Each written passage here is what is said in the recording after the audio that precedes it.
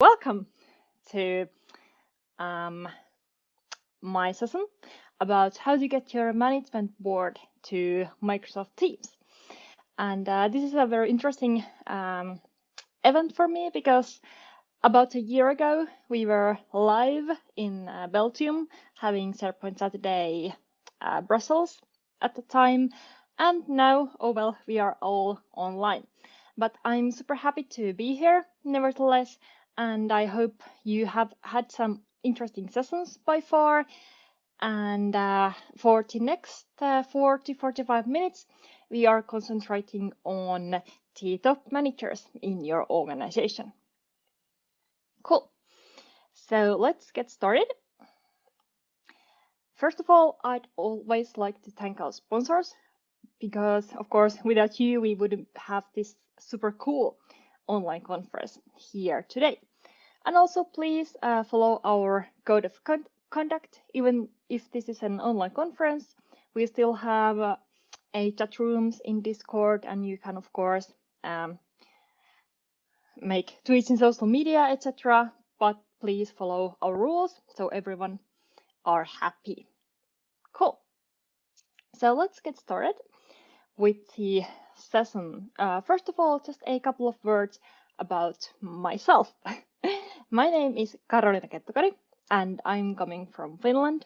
At the moment, I'm sitting here in my bedroom in Helsinki, and I'm working for a Finnish company called Meltlake. I'm responsible for everything that revolves around modern work, internal communications, internet, basically everything that is around Teams. And I'm also a very active speaker in online conferences or live conferences. And I love the community, so I'm pretty active in Twitter and LinkedIn. So you can, of course, feel free to contact me in there as well. But first of all, when we are talking about managers and management board, executive committee board, there are so many different names you can call these top management in your organization. So I thought it would be a nice idea just to talk a couple of minutes what I really mean with this, how to get your management board to Teams. And officially, of course, we can have these C-level managers, we can have executive committees with also people from outside your organization. But in this session, I thought that the term manager or management board means pretty much everyone in the organization who are in some way high up in the hierarchy. So they maybe are the C-level, so maybe they are really the top managers in the whole company.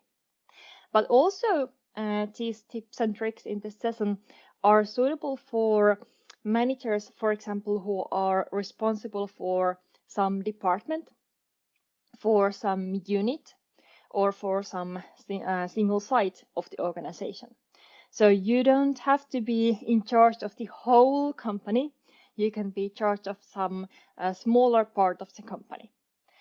But I think the one distinctive, English is hard for me today, distinctive reason in here is that the manager in this question is someone who is in some way responsible for strategic choices you are making in the company, planning your company future in the next year, in the next 3 or 5 years, and you have more these kinds of delegation tasks instead of executing those tasks. So you maybe plan your next year or 10-year strategy, and then you delegate the tasks so that your employees, your subordinates will execute those actions and you will get your goal. So this is what I mean by managers or top management in this presentation. And now we are all in the same level. So the next question might be that how does the everyday work life differ for the top management and for normal employees. And these are some kind of things I've collected from, for example, my workshops with top managers or interviews we have done in some kind of, for example, internal communication pre-studies with the top management. And usually their work is very email heavy, and that means that they receive like hundreds of emails per day. And I'm not kidding when I say hundreds. They can have really like 200 emails per one day. And of course, no person can cope with that many emails per day efficiently. And as I said, they usually delegate more than execute tasks, and delegation and making sure that the tasks are completed are usually a big part of their jobs.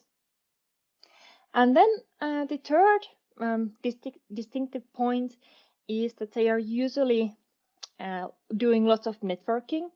Of course, at these times, networking inside the company or outside the company is pretty different than it was a year ago. So this is actually an interesting point because Teams is a tool that can really help with the networking, especially inside your own company. Managers are also usually discussing lots with stakeholders. They can also be inside the company or outside from the company. But in that way, they are discussing with lots of different parties and making sure that the strategy or the goals we want to achieve are going to the right direction. Maybe the most distinctive difference between the managers and normal employees are that the managers usually have secretaries. They have assistants. Some managers may have many assistants or many secretaries. So even though if you are a supervisor in some factory, or even if you are pretty high in the hierarchy in some department of your organization, you maybe don't have all of those secretary armies underneath you. So the top management is the ones who really have some direct workforce. They can delegate their day-to-day tasks to, for example, handling their emails, making meeting invitations, writing posts to Yammer in behalf of those, in behalf of them. And when we think about this list, so pretty many emails, lots of discussing, lots of networking, of course, changes ever so constant nowadays as well. Maybe these aren't that much different from the knowledge workers. But I think the one point in here that really differs is the use of secretaries. And that's why also in this presentation, I will give some tips how you can also train your secretaries and assistants, and in that way get your management board to Teams even better. Cool. And then one question I ask, I get quite often in the conferences, are that how do you reach the top management? So how can I get time from the top management so we can be in the same room or same meeting room online and discuss with the top managers? And this is really much the case that it depends. And I think it depends pretty much on the culture of the country you're living in, and it depends quite much on the culture of the organization. For example, I'm living in Finland, and Finland is pretty, not even pretty, it's super low in hierarchy.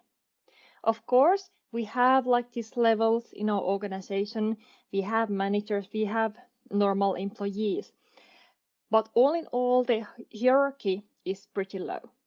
And if I want to meet some top level manager, for example, some CEO, CIO, CTO from the company, I can pretty much just search their information from LinkedIn, from the company website, send her an email, and ask that, hey, can we meet? And usually they're okay, yes, we can meet. So it's that simple. But of course, in lots of other countries, it doesn't go that easy. For example, in I think in Germany, in lots of Central Europe, the steps are you have to climb so many steps to reach top management. And there comes the networking part. So you have to know someone from the organization who knows someone from the organization who knows someone. And then you can slowly climb up step by step to the ladders and then finally reach the CEO, CTO who you want to talk with. So the answer to the interesting question, how do I get time to talk with the top management? You have to know the culture of the company, you have to know the culture of your country, and then act accordingly. Cool. Now, we have maybe gotten time to talk with the managers, or we still need some convincing. Why should they give their time to me? Or why should they give their money to our team adoption project? And what's in it for me, or why, is super important question in every project we do in the organization in general. But this is actually an interesting case because I before, when I went and talked with top managers, I had super awesome presentations about now you can transform your company culture and your company strategy and do everything in teams and be super efficient and super productive. And then I went to the meeting, and then the managers wanted to know how can I download OneNote to my iPad. And then at some point I showed GIFs in Teams, and that was the one thing the managers remembered after the presentation or after the meeting. So sometimes the what's in it for me can be super simple things. It doesn't always have to be transforming the whole company. It can be just doing mobile work with your mobile phones, doing GIFs and emojis in Teams. Or then we can go step by step a little bit further on, a little bit deeper on.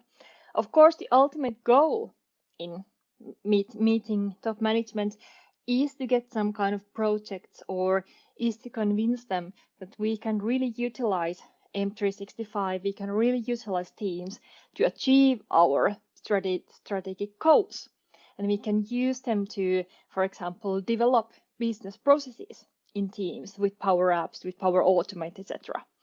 But sometimes you have to start with something super simple, and that can really be GIFs in Teams. Cool. And now I have showed you slides for 15 minutes. So let's go and take a look at one simple demo or one thing I think may be really interesting when we are finding out what's in it for me. So I will actually show you first this PowerPoint. And we are using pretty much these kind of canvases in our management workshops, or pretty much in every workshop we have. And before, I just went to a meeting with the managers and we just had a discussion. So we talked, and then I maybe wrote something down in OneNote, and then I sent the OneNote memo to the managers.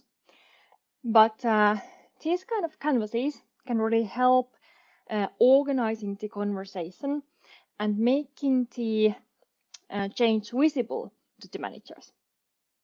So this is actually a lean service creation process.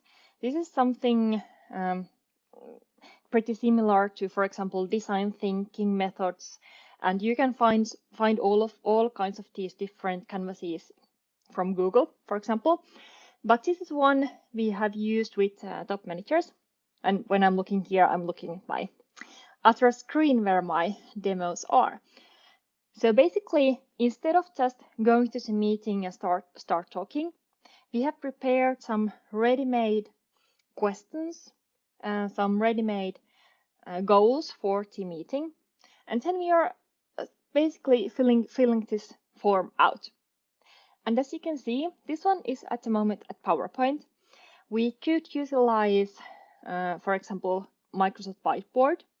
The whiteboard is a bit difficult because you can't share it with guests at the moment.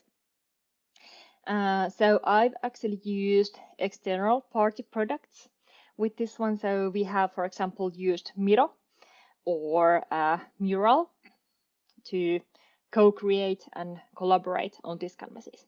I will paste those links to the Discord chat after this presentation, and I also have the links in the end of my slide deck, which I will also share after this presentation. Basically, the tool in here is to organize the conversation and make the conversation visible right from the beginning. And here's one example. So, for example, we are having a project about improving our internal communications. It could be, for example, implementing Teams, or we want to have more money for our Teams adoption projects. So this is our project. And then we sit down with the managers and we start thinking, for example, do we have any dependencies on other technology projects, or, for example, on some other personnel development projects? And then we can go through these squares step by step. So what kind of goals we have, what kind of impacts do we want to have, do we have any hopes or fears, and what do we want to achieve? And this kind of work for top managers, I think it works pretty well because it's visual, it's pretty simplified, and it's super easy to take this, for example, a screenshot out of this, and then send the screenshot to the managers or in their teams after the discussion or after the meeting. Cool. Let's get back to the presentation. When we are talking about finding out what's in it for me in general, we can also talk about why should I invest in teams? Why should I invest my time and money in teams in general? And this is just a little bit of extra. This really isn't the point of my presentation today, but I had this presentation actually this week on Thursday in the Microsoft Reactor Stockholm. And there I talked about how you can convince your managers and how you can convince your management board to invest in Teams user adoption. And the one thing is finding out the numbers, so calculating the return on investment. These numbers right here are from a Forrester study last year, and pretty much you can see that if you invest your time and money in implementing Teams in your organization, you will save 4 hours, you will save 20% less meetings each week, and then you will magically save $2 million. And if this is something you're interested in, or if you have troubles with discussing with your top managers that why should we invest in Teams, this is something you maybe want to read a bit more about. And my pro tip in this is always that it's not all about time and it's not all about money. So don't forget the soft side of the change. So don't forget the human side of the change. And don't forget the employee experience. So don't just invest on technical Teams trainings, but make sure that people are happy with the tools as well. Cool. Just a short sidetrack today. But I think this is a super interesting and important topic as well. So that's why I wanted to bring it out here today as well. When we are thinking about how should we then train our managers, so now we are in the point, or at the point, that we have gotten time with our managers. They have agreed to engage in our team's project. They have given money, or they have given their time for us. So how should we use our time with the managers so that they really know what this Teams is all about? And I find that especially in the manager case, it's a good idea to go in 3 different steps. So the first one is that one-on-one discussions works the best. And of course, in the ideal world, this would be the situation for every employee. But yeah, we don't have the time to have one-on-one discussions with every employee about Teams. So if you have the time, I really suggest that you use the time on having one-on-one discussions with the managers. So let them ask questions, because other things are different for other users. One manager might be super interested in the OneNote application in the iPad. The other one might be super interested, for example, in Planner. And the goal for the one-on-one discussions is to get every manager on the same technical level. So you define some base level you want everyone to be in, and ensure that they get there with the one-on-one discussions. Then, when everyone knows which button to use when they want to achieve something in Teams, you could have the short team sessions. So this is time when you gather your managers in one room or in one meeting online, and then you open Teams, and then you maybe already have created a team for the management board in Teams. And now the goal in these team sessions is to discuss on the common rules and create a common playbook, how as a management team we are going to utilize our team in Teams. And also we can go a little bit further and discuss how we want to communicate, for example, our management work outside our management team. So how are we going to utilize internet? How are we going to utilize Yammer, etc. And then in the end, of course, we have the goal to utilize Teams, and especially Teams as a platform, to develop business processes further in the organization. And here I have noticed that creating some very concrete use cases helps a lot. For example, if some manager is having a strategic goal to improving employee experience by 5% in the next year. So you can start thinking, for example, could we utilize some kinds of questionnaires for the employees? Could we utilize, for example, the new well-being app in Teams? And then start testing or piloting based on those concrete and strategic. It's a super hard word for me. Strategic use cases. Cool. So when we are training the managers, think about these 3 different steps. First, one-on-one discussions, then gathering the whole team and how to utilize the management board team in Teams, and then third one, tying the trainings on some concrete, important use cases.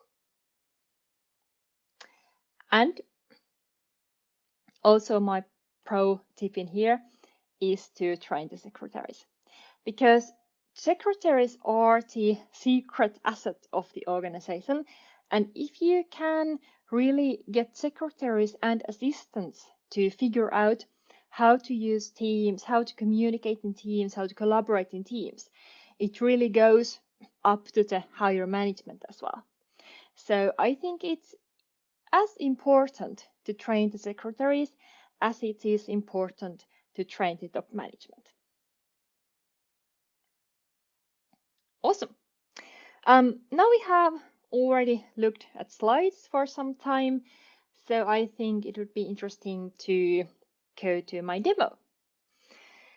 And I have my super cool demo team in here in Teams. And of course, we have our internet in Teams because that's a super cool thing as well. But here we have a new team. And here we have our management and leadership team.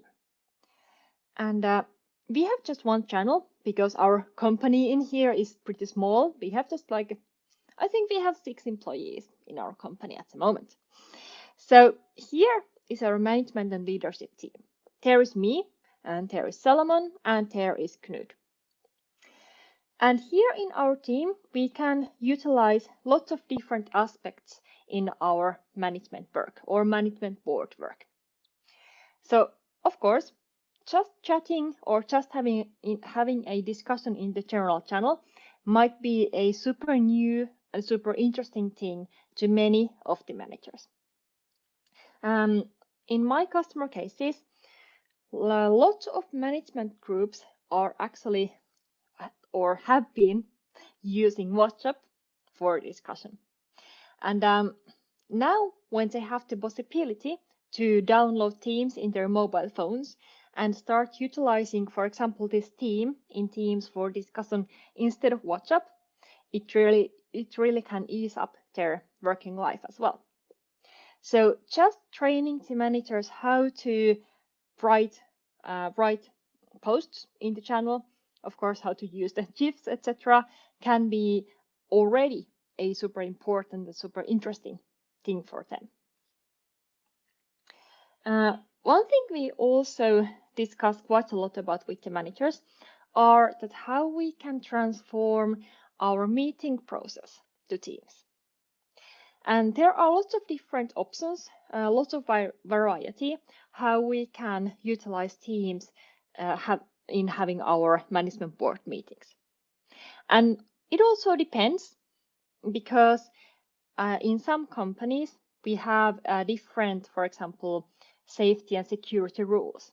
For example, you have to be pretty careful what kind of information or what kind of files can you store in Teams. So not all of these tips or all of these tricks are suitable for every company, depending on their own rules. But in general, for example, management board or some management group, they're having meetings, for example, once a week or once a month. And it might be that they have a secretary who is gathering the agenda for the meetings.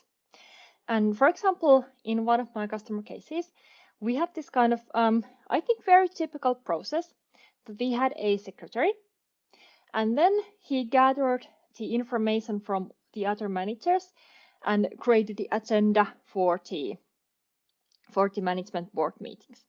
And basically, they did this everything with emails. And then the secretary got like hundreds of emails about this one meeting they had once a month. And it was pretty much chaotic way to gather agenda for the meeting. Also, the other problem with the management board meetings was that when the agenda was set, there was no way to change it afterwards. So if your topic wasn't within the meeting, then you had to wait for 1 month that your topic would come to the meeting and you could discuss about the topic. And of course, this has also changed a lot with Teams because now you can work between your meetings in Teams. And this also might sound a bit obvious to you if you are or have been using Teams for some time already. But for many of the top managers, working or discussing about the issues between the meetings and then having the meetings just for deciding about things can be also a super interesting change.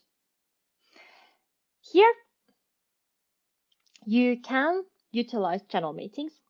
You can also utilize just a normal Teams meeting, but I like the idea of channel meetings, how it ties the meeting into the context of the team or into the context of the channel. And I also, my customers ask me pretty often that why should I use channel meetings?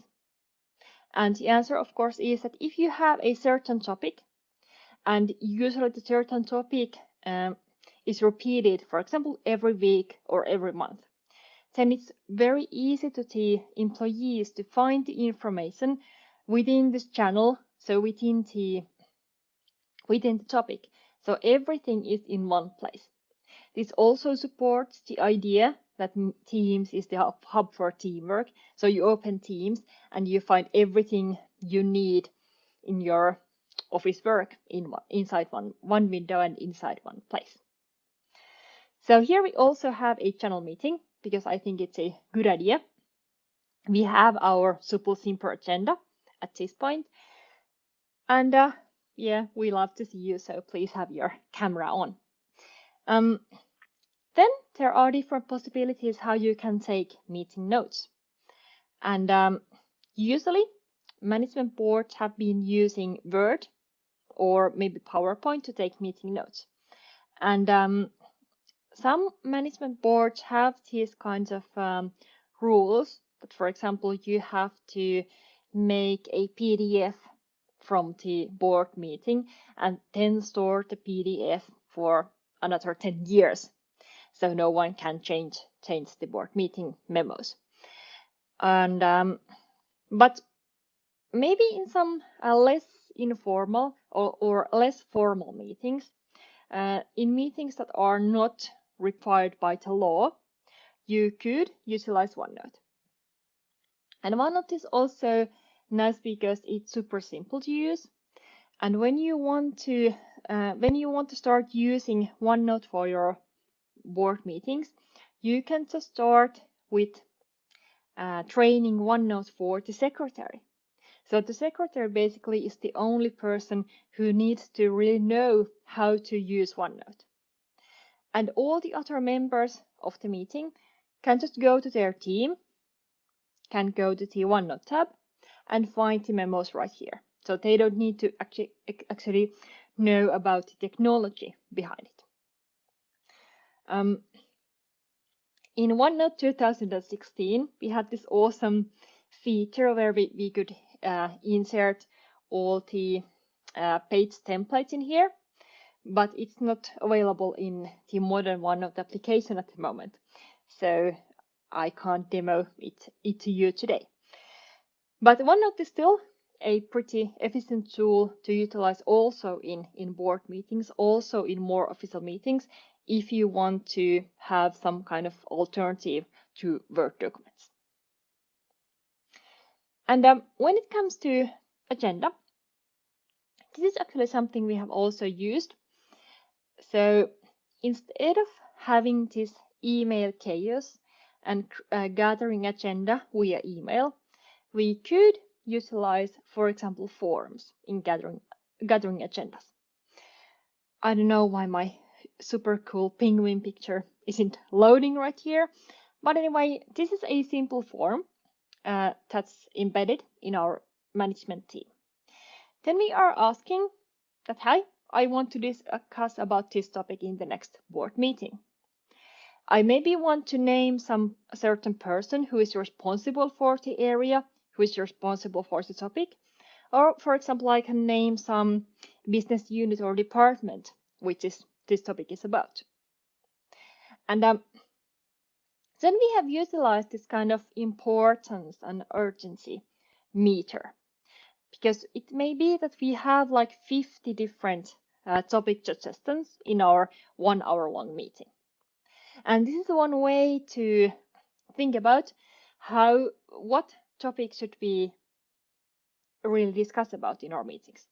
So is my topic super important, or is it more nice to know?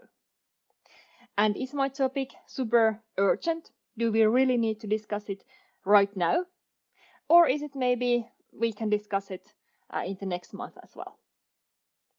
And I was creating this form yesterday actually, and then I thought it would be a super cool thing to actually develop this further on, and then make some oh, here's my penguin, and make some intelligence behind this form.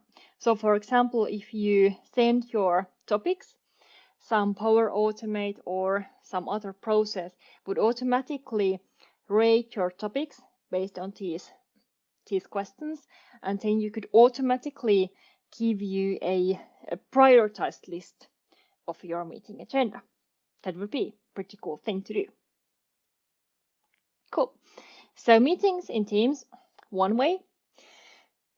Here is example for the management board canvas I showed you. So basically, we used it in PowerPoint. We can collaborate it on Miro, but then you can take the canvas and the results and bring it here and embed those as a tab in. Well, I tried to show this canvas directly from Teams to you, but when I want to make it bigger, Teams actually makes it smaller. So this is pretty interesting feature in Teams as well. Cool. And then a couple of last things I want to show you is that, of course, we can utilize other applications inside Teams as well. Now, we are not getting so super deep into business processes yet, but for example, utilizing these new Microsoft lists, actually they are pretty cool. I really like those. We could, for example, create a simple goal tracker for our objectives or how our strategic goals are going through. Of course, you maybe want to discuss, do you want to use lists or do you want to use Planner? And because some use cases might be done with both Planner and lists. But here I wanted to show you the list function. And this list right here is actually done with the ready-made template. So this took me like 2 minutes to do, and then I just had to fill out these rows in here and items in here. But this is a super simple and super visual way to demonstrate the management board work. If you have some project, if you have some strategic goals, and you want to show that, for example, hey, we are in progress, we are completed with the task, and hey, our travel budget, oh no, is behind. So why is behind?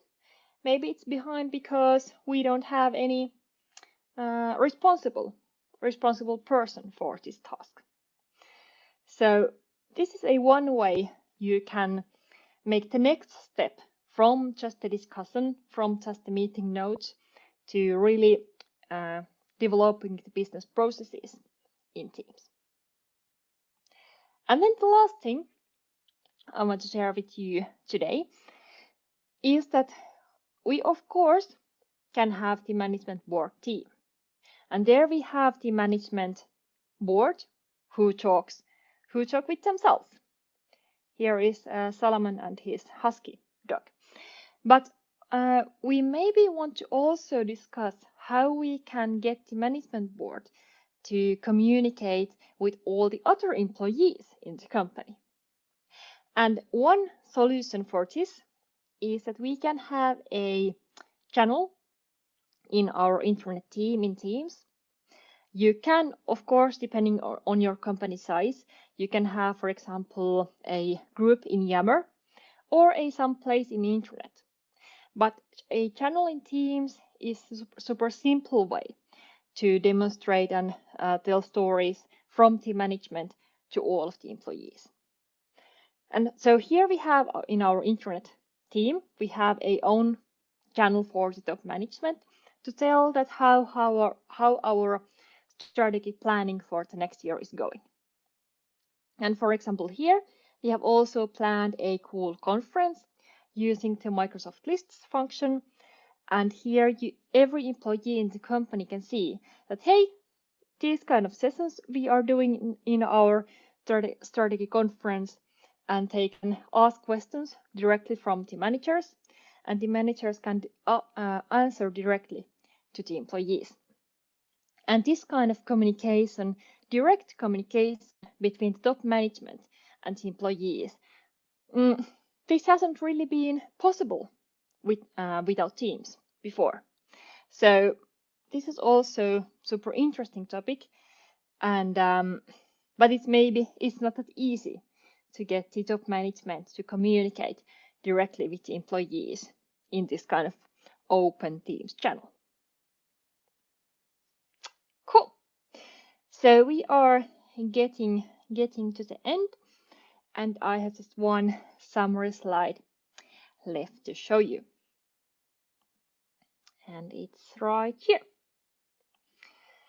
So when we are thinking about how to get your management board to Teams, so how to get your managers interested in Teams, and what can Teams offer to the management board? So first of all, find out what's in it for me. So what's in it for the managers? It can be numbers, it can be money, it can be time savings, it can be employee experience. It can differ from the manager to the manager. Then, when you are training your managers, think of the 3 different phases. So first, one-on-one trainings, then gather the whole team, and then lastly, go deeper to the business processes and the strategic cases. And secretaries, don't forget the secretaries. They are a super important piece of your puzzle in the management board work as well. Awesome. I would like to thank you super much for attending to this session. I hope you got some new insights, new ideas about this, and I will share the slides later on, and I will also share the links in the Discord chat. Did we have any questions? Yes, we did indeed. So it was a bit of a rough start, but I still don't hear you. I don't know what's wrong with my headphones. There we go again. Hopefully, so let me check. I'm unmuted, so you should. Maybe I can go and check. If you can, well, at least let me just continue the conversation from that perspective. And I hope everybody can read me. We have a couple of questions. Fredrik was hoping for some Finnish words like last year. We didn't have actually any Finnish word in this presentation. Oh no, I think I need to come up with some Finnish words. Okay, a couple of questions right here. If we go through those real quickly, because yeah, I can't hear Bram. Sorry, Bram. So yeah, I'm the problem. Thank you, Marine. But Ingrid asked that what about different management levels? Would you create a team group for each level? Because there are topics only for the top level management that shouldn't be seen from the other managers. Yeah, that's true. So I would create a different teams for different levels of managers. For example, factory supervisors, that could be one team. And then the top management, the CEO level, could be another team. So yeah, you need a couple of different teams for different levels of managers. Yep. And then Fredrik asked, why not use Yammer for communication for employees? So in my point of view, so in my personal opinion, if you are a company under 5,000 employees, you can survive without Yammer. So you can just use Teams in everything. But if you are a larger company, so then you could and you should utilize Yammer for communicating with whole company. Awesome. I hope I answered to all of those questions you have today. Yeah. Cool. So I think we are ready for today for this session. I really hoped you enjoyed and got some new cool tips around here. And then I will get those links to the Discord chat. And we can, of course, if you have any other questions after this presentation and after this session, so we can continue discussing in the Discord chat. But I would like to thank everyone and hope you have a great conference for the rest of the afternoon. Well, thank you, Karoliina, for a great session today, and we're very happy that you joined us today and that you were part of the conference. So I hope everybody followed the sessions. And we got a couple of great questions, of course, and we can just continue the conversation in Discord. So enjoy, everybody. Have fun. Karoliina, once again, thanks, and we'll catch you later in half an hour.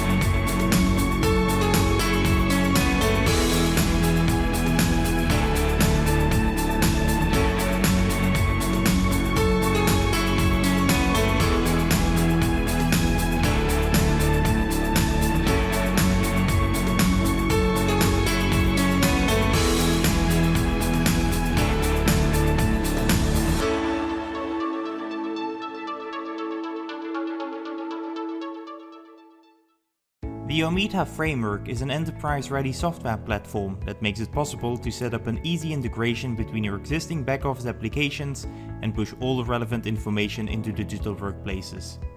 Omita has developed various kinds of solutions which can be easily deployed and linked to your back-office applications. Omita has solutions for contract management, HR to speed up onboarding and offboarding processes, sales dashboards, shop floor portals, and many more. If you want more information, visit our website.